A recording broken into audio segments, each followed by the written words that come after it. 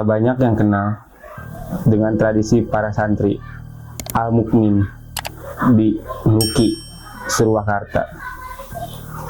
Ini juga yang terjadi kepada mereka, para santri dan ustadz yang hendak melakukan berkemah ke Gunung Lawu sebagai program pondok jelajah alam. Adalah bagian dari cara pembelajaran di Al-Mukmin untuk mengenalkan alam semesta sebagai bukti keagungan Allah Subhanahu wa Ta'ala. Kegiatan tersebut akan dilakukan pada hari Senin, tanggal 14 Desember 1987.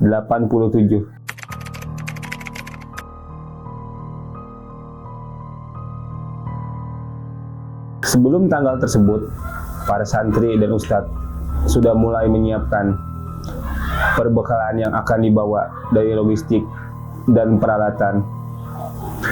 Meski sudah menyiapkan bekal, namun sebenarnya perlengkapan itu masih belum cukup. Bahkan mereka tak menyiapkan kompas, bahkan peta. Terlebih lagi, pada tahun itu, perlengkapan menaiki gunung belum populer seperti zaman sekarang. Di tanggal 14 Desember, mereka mulai bergerak ke tempat kemah menggunakan transportasi truk. Tujuannya perkemahan Mojosemi, Magetan yang ada di lereng timur Gunung Lawu. Sesampainya di sana, mereka berkemah dengan membangun 6 buah tenda. 3 tenda untuk para santri, 1 tenda untuk para ustadz, dan 1 tenda untuk keperluan dapur. Di sana, mereka memutuskan bermalam dulu sebelum akhirnya melanjutkan ekspedisi pada keesokan harinya, Selasa 15 Desember 1987.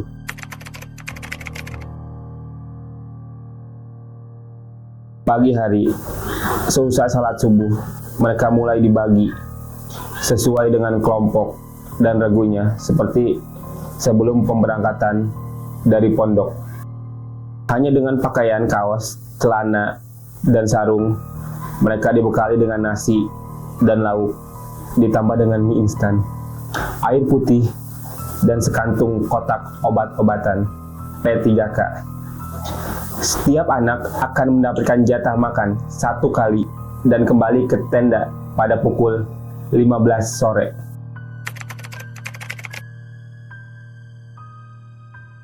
Tugas mereka adalah menyisir perjalanan sambil membuka rute pendakian dengan membuka jalur atau memotong semak belukar dengan bekal golok.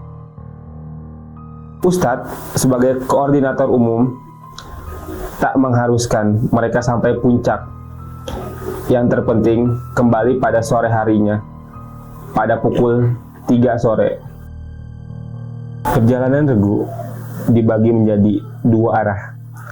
Regu 1, 3, dan 5 mengambil jalan sebelah kanan dari perkemahan.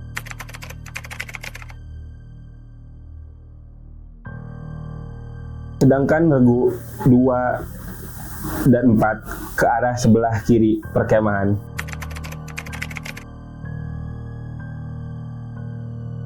Ciulan dan yel-yel sukacita mengiringi mereka. Namun pada saat itu cuaca terlihat tidak mendukung dan bahkan sangat buruk untuk melakukan kegiatan pendakian. Meski masih siang, penerangan dengan lampu sudah mulai digunakan para santri untuk menerangi petualangan mereka. Pekikan takbir menjadi isyarat komunikasi antar regu bahwa mereka tetap berada di trek yang benar. Di luar dugaan, mereka yang seharusnya sampai pada pukul 3 sore baru sampai ke perkemahan pada pukul 6.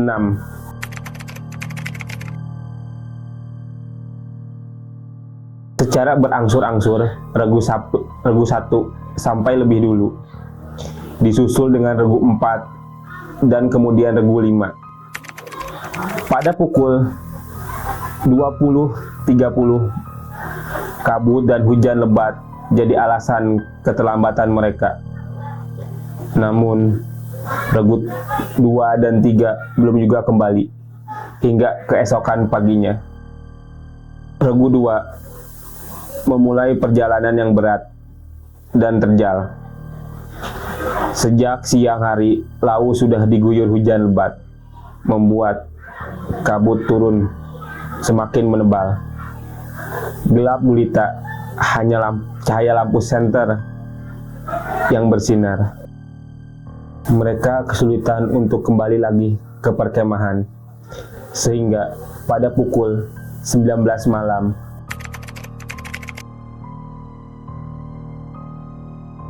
Regu 2 memutuskan untuk menginap secara darurat. Perih di perut karena lapar yang menghantui semalaman membuat mereka kesulitan untuk tidur. Wajar saja nasi bungkus dan super mie sudah dilahap habis sejak siang tadi. Toh mereka tidak berpikir sampai bermalam lagi di tengah hutan yang tak jelas rimbanya. Hujan yang mengguyur telah membasahi pakaian mereka. Semakin larut, semakin menggigit rasa dinginnya. Banyak dari Regu 2 jatuh sakit. Beruntung, dalam kelompok tersebut ada Slamet Jafar, seorang yang punya pengalaman dalam hal medis dan pengobatan. Satu remason di tangan Fajar mampu untuk mengobati 5 atau 6 anak yang benar-benar membutuhkan perawatan saat itu juga. Setelah Fajar menyingsing pada Rabu 16 Desember 1987, meski masih hujan, Regu 2 bangkit lagi dari istirahatnya dan melanjutkan perjalanan untuk mencari lagi jalan kembali ke perkemahan.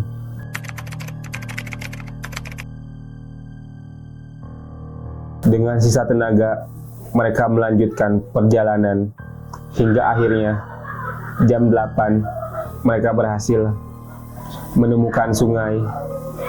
Mereka melampiaskan rasa haus dan laparnya dengan minuman air dan memakan tumbuhan di sekitarnya. Dari sungai itu, mereka menyusuri hingga menemukan pipa selang air. Dari sana, mereka terus mengikuti dan sampai ke perkemahan Mojosemi. Lain halnya dengan Regu 2. Regu 3 memulai perjalanan sejak Selasa, 15 Desember 1987, dengan perasaan semangat dan ceria. Meski diguyur hujan dan terasa mencekam. Saking semangatnya, tak terasa mereka melintas semakin jauh. Bahkan semakin dekat dengan puncak Gunung Lawu. Agaknya, mereka melangkah terlalu jauh dari perjalanan yang sudah dilewati. Belum sampai puncak, Ustadz selaku pengawas yang turut dalam rombongan meminta untuk memutar balik arah dan kembali turun ke perkemahan. Mereka tampak mulai kehilangan arah karena kabut yang semakin tebal menutupi jarak pandang. Mereka terlalu sore untuk turun. Bahkan sejak melihat puncak Lawu, jam sudah menunjukkan pukul 3.00.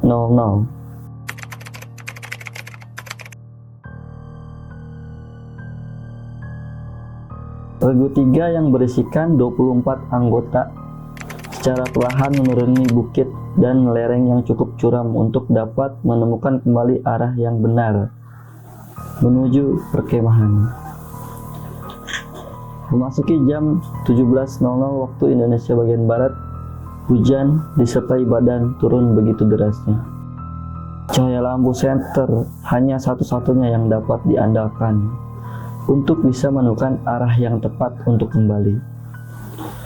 Tidak ada yang membawa jaket karena tak ada yang mengira akan sedingin ini. Sambil terus menggigil, Mereka terus berjalan dengan harapan bisa kembali ke perkemahan sebelum malam. Hujan mulai mengguyur begitu derasnya. Malam juga telah menampakkan kegelapannya. Jam di tangan menunjukkan pukul 19.00 waktu Indonesia bagian Barat. Membuat Ustadz mengajak anak-anaknya beristirahat di bawah pohon yang besar. Sekalipun tak bisa meneduhkan mereka dari hujan. Dengan pakaian seadanya, mereka meringkuk kedinginan, menengkuk lututnya dengan tangan. Mereka mulai sakit dan lemah kondisi tubuhnya. Beruntung mereka dapat bertahan hingga pagi. Beberapa anak diminta oleh Ustadz untuk mencari jalan ke perkemahan sekaligus meminta bantuan. Namun di kelompok 3, mereka yang tersisa belum menemukan jalan kembali. Di tengah hutan, apa saja yang bisa dimakan akan dimakan, termasuk memakan ulat jati mentah-mentah. Dari yang awalnya 20 orang lebih, ketika pagi hanya tersisa 13 orang. Kemudian sore harinya yang terlihat sanggup bertahan hanya 7 orang. Sisanya lemas dan tak sanggup berjalan. Bahkan santri yang bernama Bayu sudah terbujur kaku. Sembari menutup jenazah yang dedaunan, mereka terlihat syok dan sangat terpukul. Tubuh sudah terlihat sangat lemas hingga air mata pun sudah tak sanggup keluar. Barulah di hari keempat, rombongan yang tersisa berhasil ditemukan oleh tim SAR, TNI, dan Polri. Rupanya sehari sebelumnya sudah dilakukan pencarian, namun belum berhasil menemukan mereka. Satu persatu jenazah pun mulai dievakuasi. Sementara mereka yang kritis langsung dilarikan ke rumah sakit. Tidak diketahui penyebab pasti mereka meninggal. Namun diperkirakan karena kedinginan dan kurangnya perbekalan. Kasian banget, serem nih ya.